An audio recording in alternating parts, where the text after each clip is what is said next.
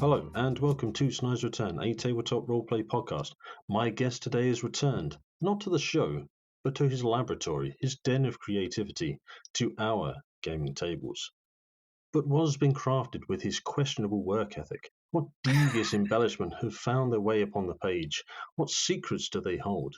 Here to inform us how to work smarter, not harder, and to discuss his Kickstarter Forge of Foes is TTRPG Content Creator, YouTuber, podcaster, and lazy DM Sly Flourish, aka Mike Shea. Mike, welcome to the show. Thank you so much. It's Glad to be here. it's an absolute honor to get you on the show. I've hoped to do this for a while, but it's just amazing for you to be here. Mike, before we get into the main topic of this interview, this chat, how did you get into tabletop role playing games, please? Yeah, so I was about 14, I think, and I had a friend who was into D&D in the first edition days, and I missed out. He was making groups, and I just somehow didn't join up. And I started playing the gold box SSI D&D games, Pool of Radiance and Curse of the Azure Bonds and Secrets of the Silver something. And I liked the games enough that I wanted to understand the mechanics behind. And I went and bought a second edition player's handbook to try to figure out what the hell THAC0 meant. And then I managed to convince a few of my high school friends to play, and we played a campaign. I don't even remember how long it was. It couldn't have been a year, but we seemed to play pretty regularly. We all really enjoyed it. We all had a good time. And then I went to college and stopped playing for a bit, but then started playing again. Found a group in college and played for a couple of years. Then I got into Magic the Gathering instead and stopped playing again, and then found a group with my girlfriend at the time, and now my wife had a D&D group. Then we got together and played, and I'm still playing with members of that group probably almost 22 or 23 years later. And when we moved to our current house, set up another weekly game that has been now going on for about 16 years. So kind of on and off, but more recently been almost on for quite a bit. Wow, wow. I am forever impressed by the fact that people can keep long running games so consistent. I'm going to pry a little bit, if I may, your home game then. Yeah. Is it based around sort of the established settings, or it more homebrewed, or has it evolved as your relationship with the game has evolved?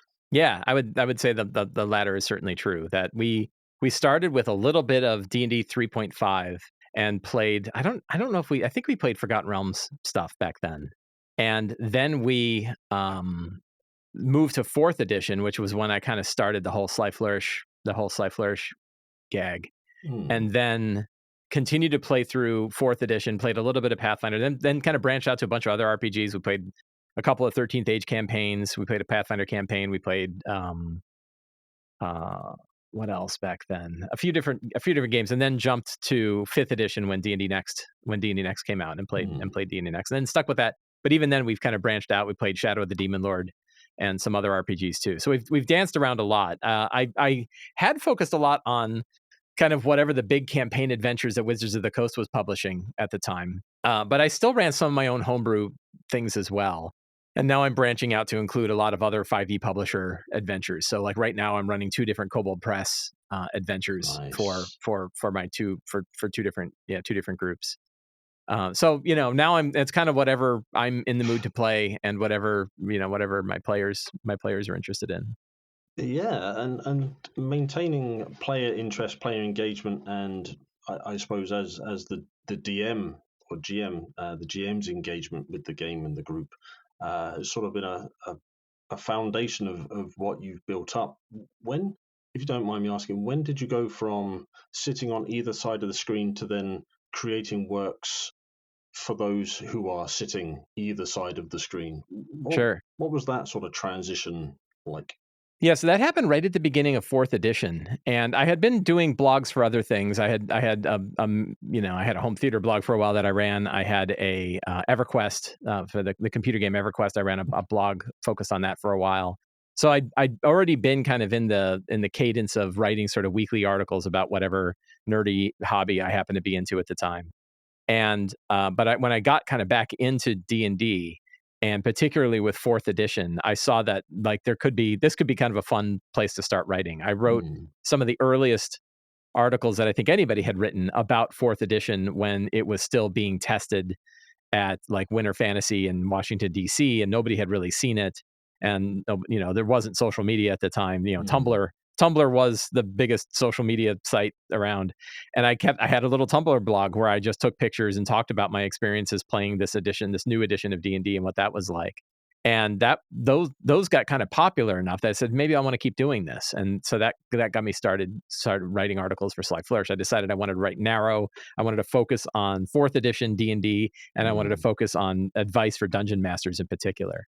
And I had other friends that were also kind of writing blogs at the time for other aspects of D&D. So we all kind of would congregate together and meet up at cons and things like that. And and then it just kind of kept growing from there. I decided I wanted to write a couple small books. So I wrote one called Sly Flourish's Dungeon Master Tips, which was kind of taking the best of the tips that I had been putting out on the blog and put it into a small book. Then I wrote, one on running epic tier games for 4th edition, and then I wrote the first Lazy Dungeon Master book, and that one kind of picked up more than the others. That was something that seemed to resonate pretty well. So I've been continuing to focus on that sort of idea ever since, and then made the transition over from 4th to 5th, and have been following it ever since. So that's kind of how that grew. Yeah, and it continues to grow, and Yeah, for reasons that we'll get onto it in just a short while. So, with respect to the books and YouTube, well, let me flip that around. Before we move into why people should go and find all of your products, where can we find your good self and everything you're associated with, please, Mike? sure. Best way is to go to slyflourish.com. If you can either Google it or just go to slyflourish.com, and everything is sort of linked off of that one homepage. All of the other work that I do, all of the other sites where I have material, that one is sort of like the central point to find anything else that I'm doing, and will remain the central point to find everything else that I'm doing. So yeah. I will put links down in the description below to your Twitter, the Facebook, and just everything I can find. To be honest, You can ignore the Twitter and the Facebook. I'm hardly active on either of those platforms at all. So people may still want to support you there. yeah. You never know. But the link to your website will be there, and that, as you say, it links to your YouTube channel, which at time of that's pretty recording, active. Yeah. yeah, 48,000 approximate subscribers. The podcast again has nearly approaching sort of 970,000 downloads. Very popular, incredibly popular. Nearly 370 episodes published. I don't even know that. I wonder where you got that metric. I have haven't to been look paying because attention. Yeah. I have been sort of following you for a long time. So, as I say, getting the chance to chat with you directly, I have made sure I've looked and appreciate the work. You've done better research than I have. Yeah. Well, you create it, we enjoy it and consume it. So, and you've done a multiple number of books and collaborations, fantastic layers you did with James A. Picasso and your current collaborator, Scott Fitzgerald Gray. Right. Yep. So, what has it been like and I promise we will get to the Kickstarter. What has it been like moving through with these releases and productions, working with others in the community? Yeah. So it's been great. I've had the high privilege of being able to work with Scott now for I think more than 10 years. He and myself and Teo Sabadia, who all three of us are working on our current project, we all actually got to work on a project together for Wizards of the Coast called Vault of the Dracolich. And that happened right at the beginning of D&D Next. It was actually, I think the original rules were written that you could play it with 3.5 or 4e or 5e. So it was kind of a weird product, but it was also meant to be a multi-table organized play event. But Wizards of the Coast actually said, we'd like all three of you to work together on this. We'd like to give all of you, you're all, instead of kind of having each group sort of work on it in series, all of you can kind of work together on it in parallel. And we loved doing that. It was such a fun project to work on. Really happy with the output. You can pick it up on, DM's Guild still has it.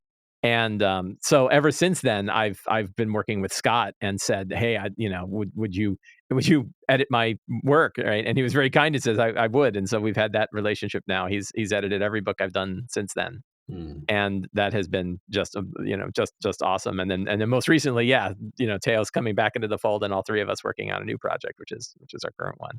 But Yeah. and then the Fantastic Layers, for example, um, was a project that I think James actually was the one that said something like, "Hey, anytime you want to work on." James hadn't yet started working for MCDM where he is now. He'd already done a whole bunch of stuff for Wizards of the Coast. He said, anytime you want to work on a project together, I'm in. And I'm like, well, why are we talking? Like, let's start. Let's do one. And let's grab Scott and we'll all work together. And so all three of us worked together on Fantastic Layers, which was another just a fantastic time. Not to use the word fantastic over and over again, but it was a really, really great time working together, sharing ideas, collaborating together, and putting out that book. So yeah, that was a great joy to do. Yeah, and your books are appreciated by dungeon masters, players and dungeon masters, but primarily aimed at dungeon Yeah, masters across the globe, effectively. So, building on the success of the books you have released, we're now sort of stepping into this, at time of recording, ongoing Kickstarter for your current project, which is Forge of Foes. correct. Yeah. Why now, and what is it that it sort of inspired you to create the book for this point in time? Sure. So it's another one where we started with like who was going to do it first, and Scott and I had worked on a previous project, and Scott said, I was like, well, I'm going to take a year off. Like I just did Lazy DM's Companion. I want to work on another thing, and I'm going to take like an entire year and worry about it. And Scott was like, we really ought to work on something together. And I'm like, okay, fine. Scott, I'll work on anything with you. And then we're like, let's kick around some ideas and think about what we want to do. And I think we came up with like 20 or 30 different, like, what kind of projects would we want to do? And the one that stuck was this idea of building and customizing monsters. That there's so many books about monsters. There's so many books of monsters, but there's few, if any. I mean, there's a couple, but I have, not many that are books specifically designed to help GMs, 5e GMs customize and build and run monsters.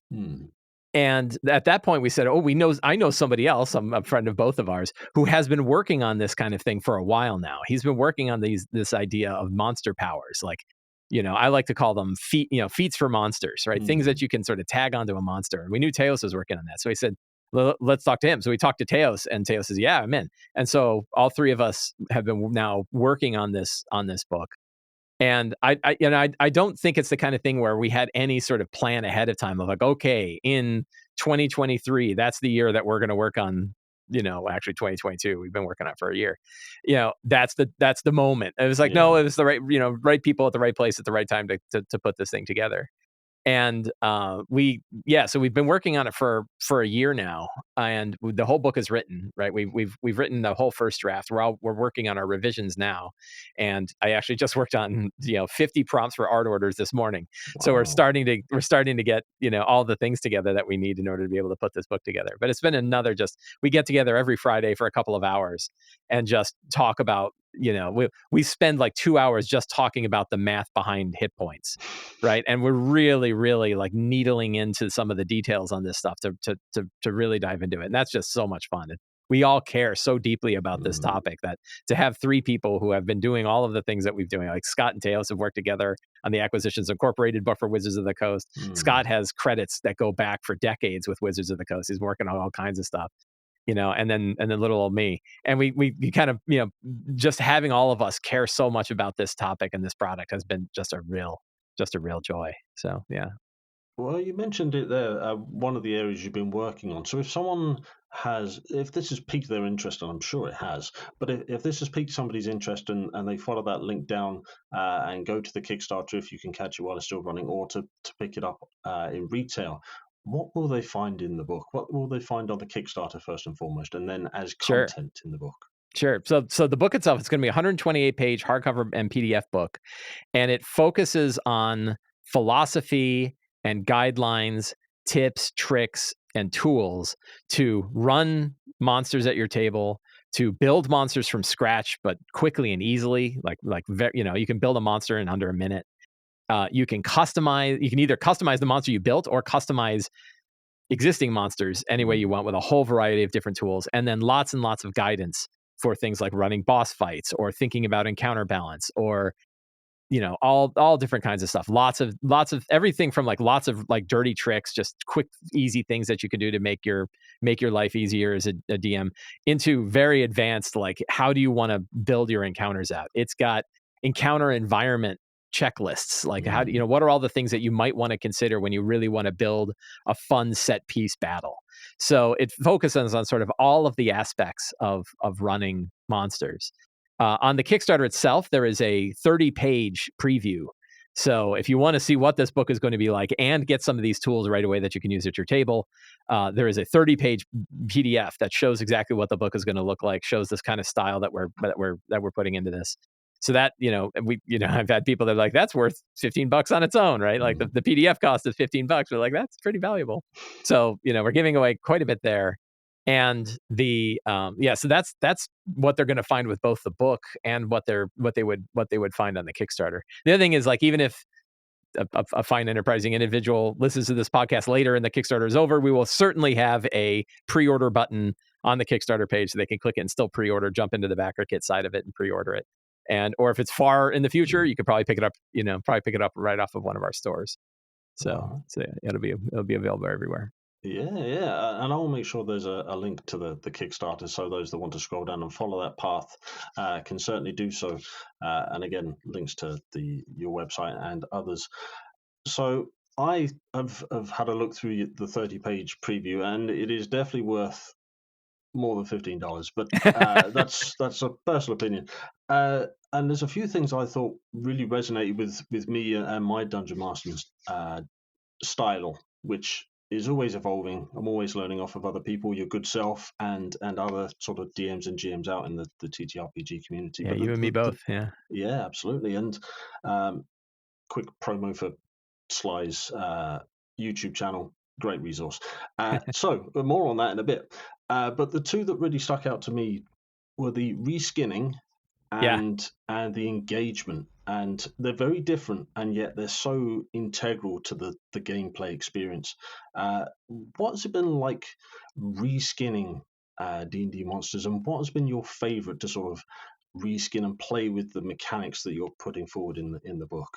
Oh man, a long time ago, I think this was 4th edition. I think I did it for Gamma World. So there was a 4th edition version of Gamma World that came out sort of late in the 4E days. And if I recall correctly, Gamma World was compatible with 4th edition monsters. You could actually take a monster out of the monster manual for 4th edition and run it in your Gamma World game. And I had this concept for a cybernetic assassin, this really powerful sort of far future cybernetic assassin, somebody right out of Hyperion. And I took a young red dragon stat block and just reskinned it completely. And instead of a breath weapon, it was hurling daggers, and it would race around and do it. It could dance through the air instead of flying. And my players just loved it, and they were like, this thing is crazy, and what are we going to do? And it had all these effects. And for me, it was I'm just running the red dragon, right? It was so easy. And I think that was the time where I really saw the power of how you can take one monster and just completely shave off its story and put a different one on.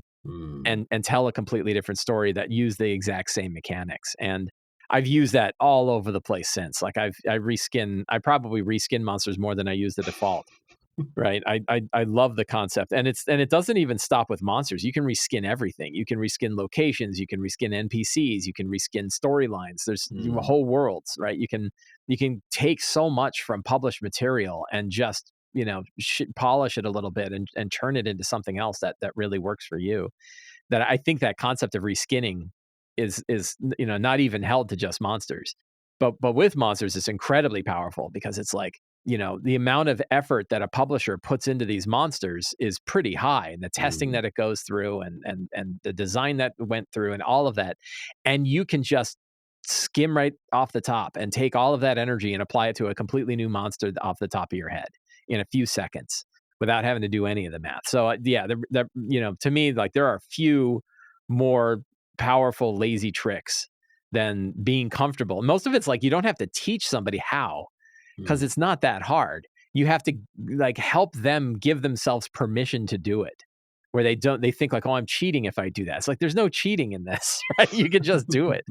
And once people get comfortable with that sort of improvisation, it's like playing a different game. It's really, really, Yeah. it's really powerful stuff. So yeah, I love it. And one of not to keep, I'll keep plugging Forge of Foe stuff, but one of the things that we have in there are a set of stat blocks I was working on them today. These things we call general use stat blocks, and they are I think 7 stat blocks across a range of challenge ratings, where we tried to pick the challenge ratings that are the most useful across the spread of levels in D&D, and they're designed to be reskinned. Like the stat block is there with all the mechanics you need, but they are very simple designs, and you can easily wrap, pick any of your favorite coats of monsters and put it right on top of this stat block, and you have an entirely unique creature. And I've done it. Like, I've been doing it recently, and it's like, in some cases, it's faster for me to do that than it is to go look a monster up in a monster book. I could just print out this 2-page thing, and I've got everything I need to run monsters for almost any level of D&D.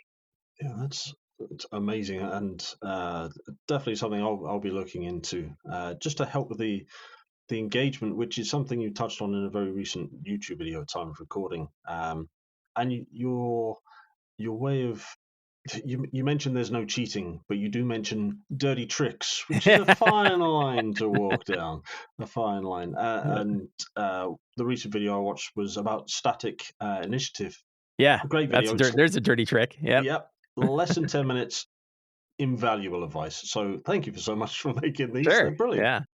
And why that sort of resonated with me was you sort of tied it, not just here's a static number, it makes it easy. It was to help move forward with the flow of the game and that engagement, and which is the second point that I sort of pulled out of that brilliant 30-page. Please download it. Please go and download it, and then buy the full thing.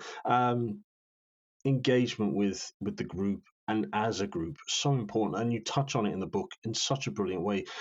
What does it mean to you to have? So this, yeah, go on. So this is fun because these 2 chapters, building engaging encounters and building engaging environments. Tails wrote both of these chapters, so for me, I got to enjoy it the same way you enjoyed it, right? I've read them. I read them and enjoyed them. And that's what a little bit of a segue. One of the things that has made writing this such a joy, and one of the things I think is going to make it really valuable as a book, is that it's coming from multiple perspectives and multiple angles. And in many times we offer all of the angles in one book. So we have, I've preached for a long time about the idea that we should be building, you should choose monsters based on the story of what's going on in the world. But there's a flip side too, which is sometimes you have a cool monster and you want to build the story from the monster outwards. And so we have these 2 different approaches sort of outlined in the same book, both of which are viable, but written by 2 people who prefer the one that they like. And then we also have like breakout boxes where it's like, oh, Mike says whatever, it'll be a chapter that clearly Teos wrote or Scott wrote, and then Mike has an angle on this, and vice versa. But yeah, for these 2 chapters in particular, like the engaging environments, I think is one that really, people are going to grab onto, which is this idea of like, what can you do to make the environment itself? And this is something Teos does really, really well. What can you do to make the environment itself an interesting and usable part of the encounter? How does it change the effect of the encounter?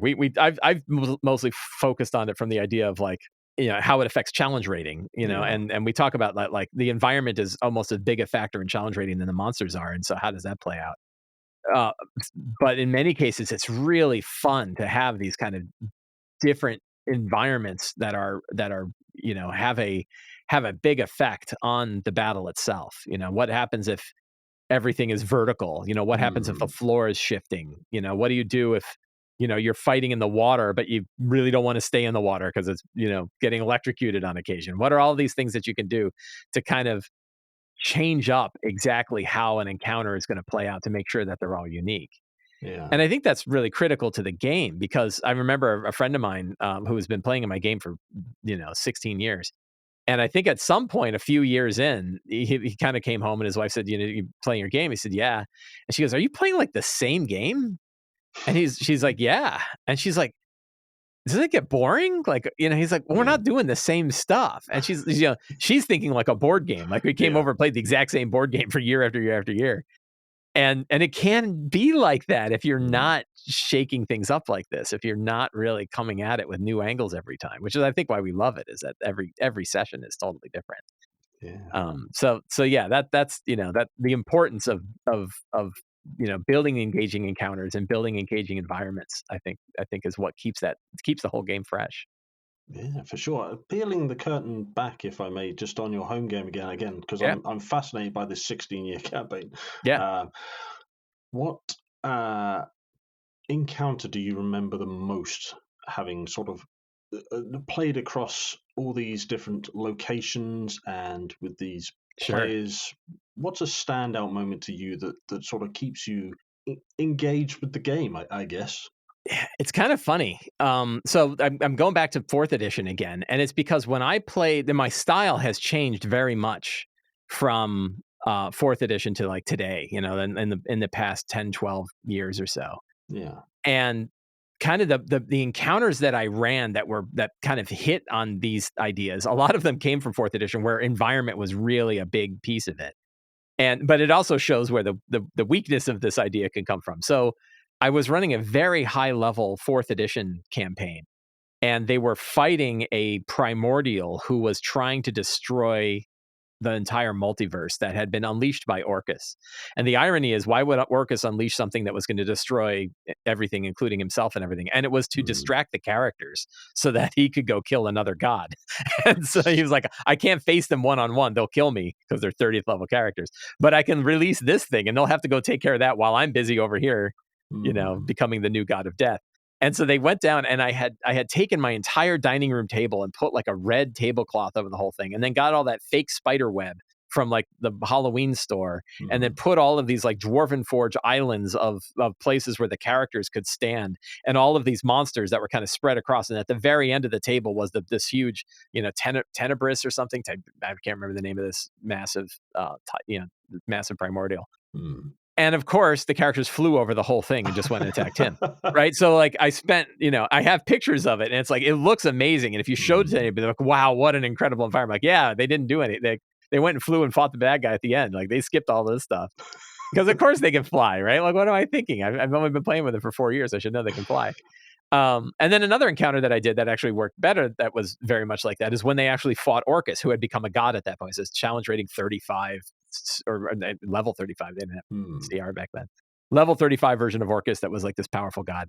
And I did all the dirty tricks, that he's got 4 pillars, and each pillar is giving him a particular power, and the pillar has to be destroyed to drop the power from him. And if you don't drop it, he will totally kill you, right? He's Mm. resistant to almost everything that you throw at him, and he'll just be killing you with his wand of Orcus. So you better go dork with these pillars before you break down that stuff.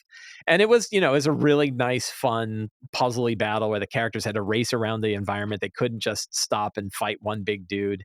They had to kind of do these things, and the players enjoyed it. I remember them talking about like the figuring out the tactics of which one of the pillars they needed to get rid of first, so that they would have the most chance of being able to beat him. Was a tactic that they had to really work on. So that was lots of fun. The funny thing is, I tend not to build such elaborate set piece encounters like that anymore, because my game is so free flowing. Mm.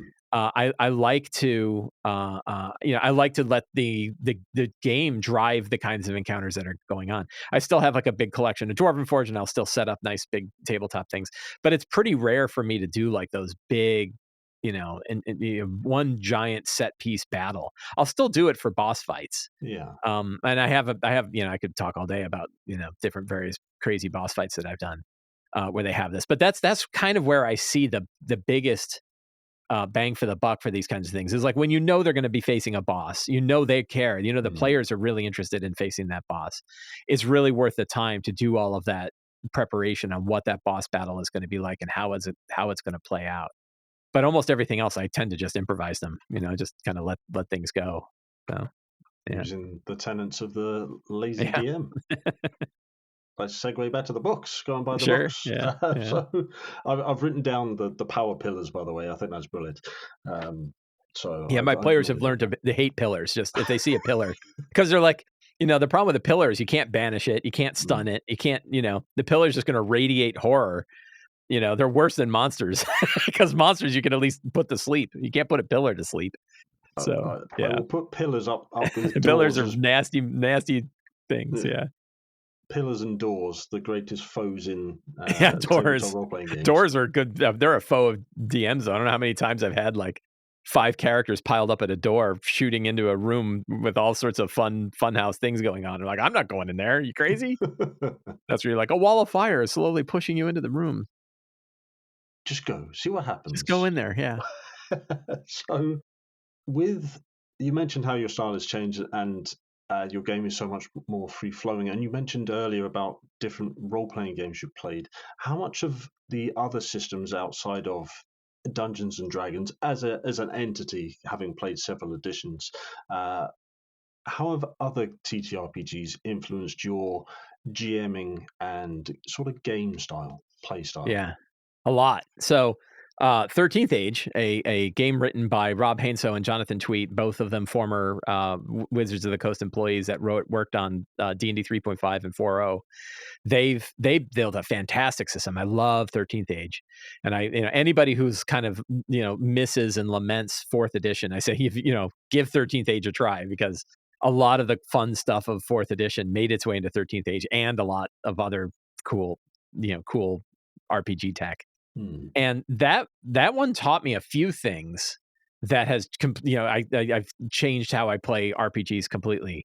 And one of them is that it is built around abstract combat. It was the first like crunchy system I saw that didn't have squares and didn't have like positional flanking and didn't have areas of effect that where you had to pull out like a protractor or weird bent up coat hangers to try to figure out exactly who's inside the burst.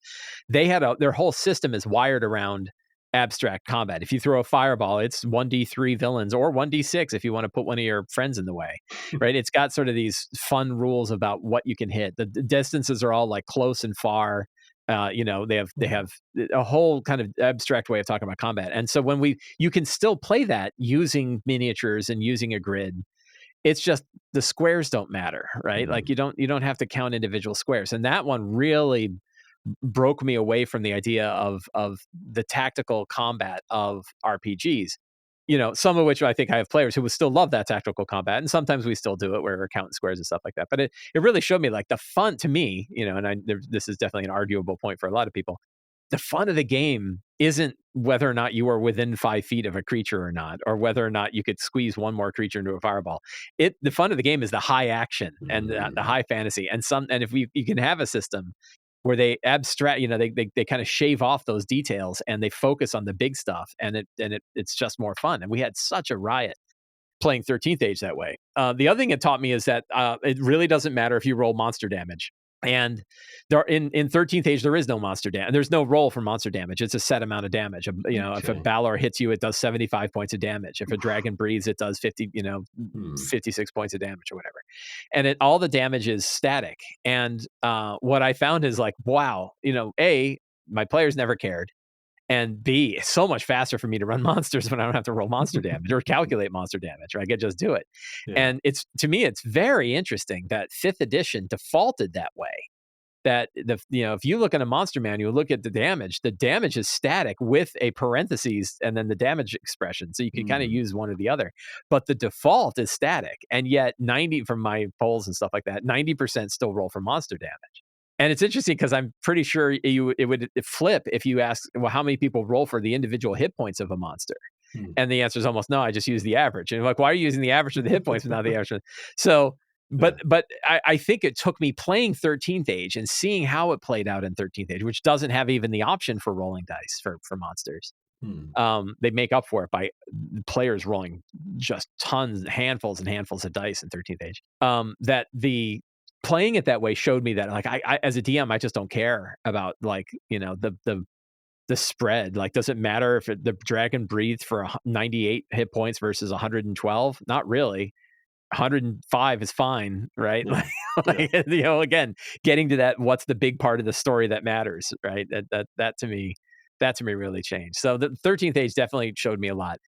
Fate and Fate Core and Fate Accelerated showed me about zones. So again, talking about abstract combat, where 13th Age uses relative distance. So the idea that one person could be either close or far away from another. I really like the zone-based system that that Fate uses. And the idea there is then you only care about who's in what zone and what things can kind of affect that zone. And I've used that in D&D games where I like to think of it as instead of a square being 5 feet, a square is 50 feet. Right. Let's just take our squares and make them really big. And then a fireball can hit all of the people inside of a square. Right. And that works really well because now it's not relative distance. It's the distances are fixed, but then players can say, oh, you moving from one zone to another is your move action. You want to go from, and you can name them around thematic names that make sense in the story. So you could have like the Sky Dock is one zone and the Crashing Zeppelin is another zone. And the Ruined Museum is a third zone. And then you're moving from these zones. And that works really well. It works really well in online play because it's very fast to tell people what the zones are. You can kind of type them out and they can see where it's going. Yeah. So that works really well. The zone system from Fate works really well, and that one also had the idea of aspects. And aspects are, it's almost like an interesting way to treat how you decide when somebody should have advantage on something. An aspect was like an aspect can be tied to anything. It's the thing that defines a thing. It's the definition of a thing. And in Fate, you actually tap into an aspect in order to make it do something. So you would say like because I'm good at this, I'm gonna do this other thing. Yeah. And you could do that for locations. So same way with zones, you could say, well, because this is a museum or an ancient museum, or because it's a toppled statue, I'm going to use that toppled statue to do this thing. Or because there's a crash Zeppelin, I'm going to like shove the crash Zeppelin off of the Sky Dock and watch it go crashing down into the sea below. Yeah. You can affect it because of the aspect. So that idea was really powerful. It's one that's kind of brought its way back. And I talk about aspects in Return to Lazy Dungeon Master for locations, like define what are the things that define this location, or what are 3 interesting things about this location that a character might be able to do something with that ties to the story of the game. What are those things? And those are sort of the I think I can call them in Return, that idea of an aspect. Yeah. And not to harp on the same question for like 2.5 hours. But the other one, Dungeon World, showed me a whole lot as well. Like Dungeon World was the game that really shook my head about the relationship between players and GMs. It broke me away from adversarial GMing. And that changed how I thought about gaming completely. And I think I'm much happier with that. Like, I remember like anytime the characters sort of got an edge against the monsters that I ran, I would get kind of mad about it. And 4th edition just had problems with this. Like 4th edition had lots of ways the characters could jack up your monsters in ways you didn't really want. But because it was a very tactical focused game, because I would build these big set pieces for almost every battle. Yeah. And then they would fly over it, I would feel like, oh, I got robbed, right? Like I did this whole thing, I got robbed. And the fundamental principles, which are in Dungeon World, but you see them now in almost all of the Powered by the Apocalypse games, describe them. I was reading Monsters of the Week, which is another Apocalypse World based game, and it has these same sort of principles wired in, which is like be a fan of you're the biggest fan of the characters, right? Like they're the spotlight. Your job is to keep the spotlight on them, making them look awesome, and all the things that you're putting away are there to help you make them look awesome. And yet you're still putting them in hard situations because them getting out of them is awesome. And that really changed how I feel about it. And now, like to me, the key determination that I've kind of made it in this is when the characters crit, I'm happy, right? When they roll a critical hit, I'm like, yeah, right? And like that's a big difference. Now it's not that I'm not exactly happy when the monsters crit. I'm pretty happy when they crit too. But like, I'm excited for the excitement, right? I'm excited for anything that's exciting that's going on in the game. I'm a fan of whatever side of the table is happening on.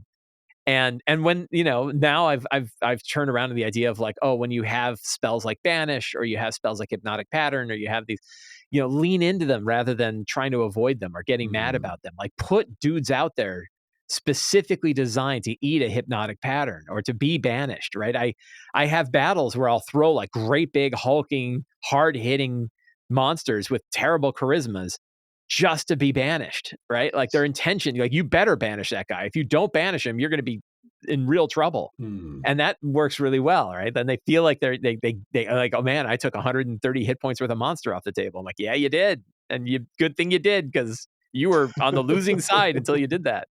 So that's really that was sort of changed. And that I picked up a lot of that from sort of Dungeon World and the Powered by the Apocalypse games and things like that.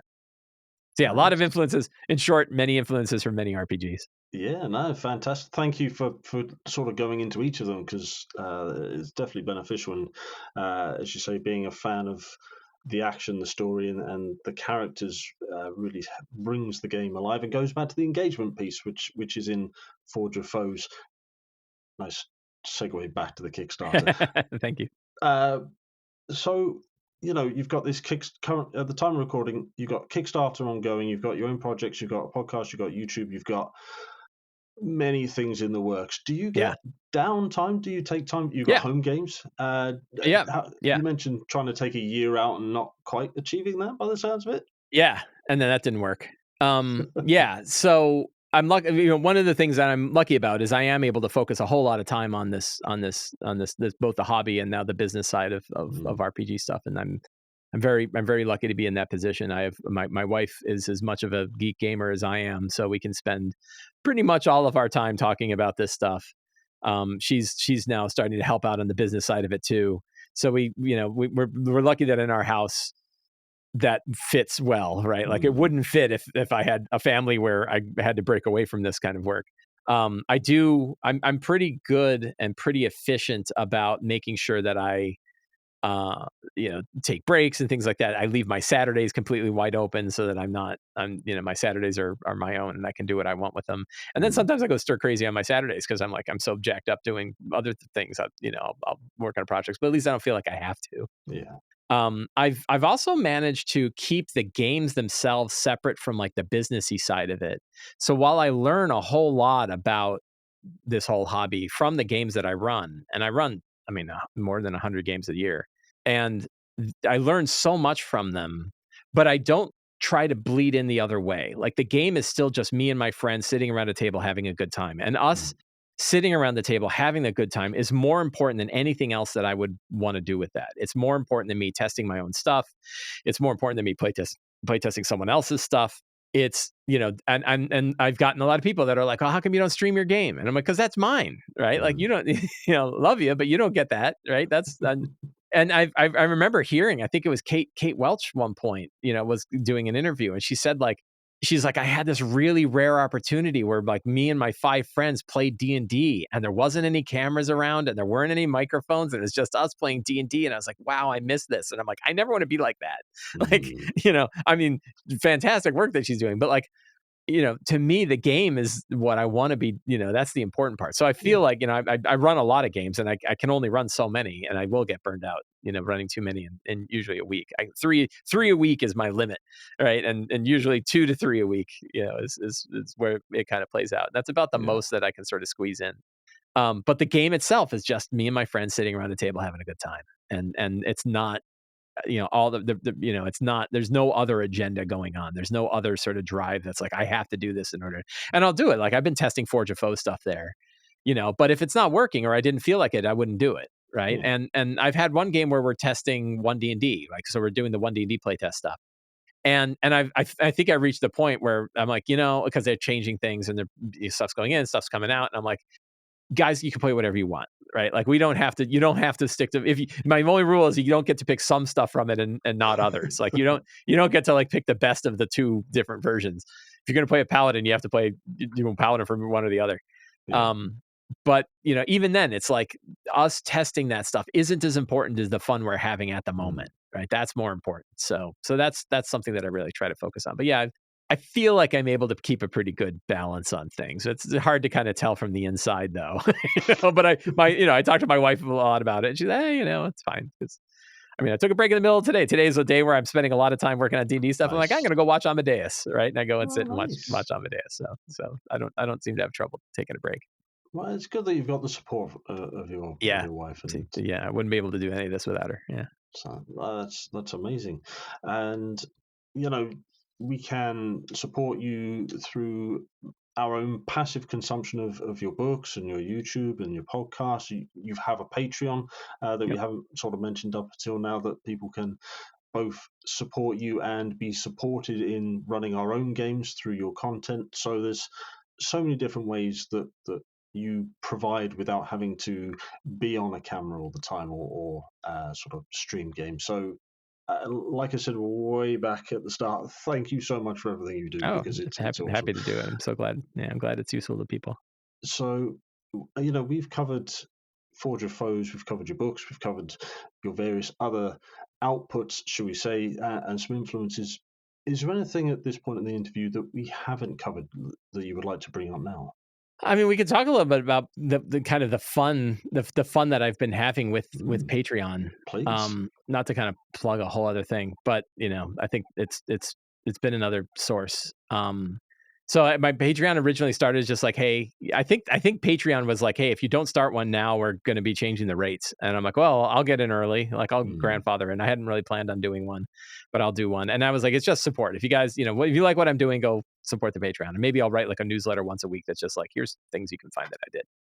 And then I started like, making small projects for them. Like, what if I did like a 2-page adventure? What if I did something else? And I started to kind of add other sort of small products in there that were very fast to write and very kind of easy to put in there. I remember Robert Schwab, who wrote Shadow of the Demon Lord, talked about these 2-page adventures that he would write for Shadow of the Demon Lord. And he's like, I can knock those out in a half hour.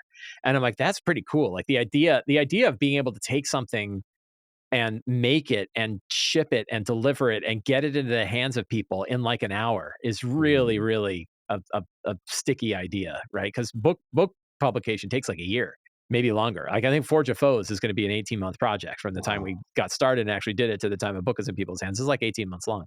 And all the books are, everything I write is kind of that way. But with Patreon, it's like, no, I mean, I had one where one Saturday, on my day off, I wrote a adventure that was like a 6-page level 3 adventure. And I had stock art that I put in there, and I had a little Microsoft Word design that I've been using. So I was able to kind of lay it out and put in the art. And it was draft and it had problems and, grammar mistakes and mechanical problems and stuff like that. But I could still get it out to patrons like that day.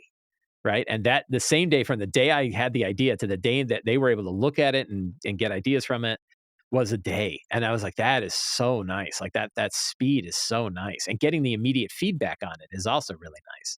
So I started to do a thing that I called Uncovered Secrets, which is like sort of my unearthed arcana, which is like as I'm finding new ways to sort of make D&D easier to play, or other tricks that haven't made its way into Return.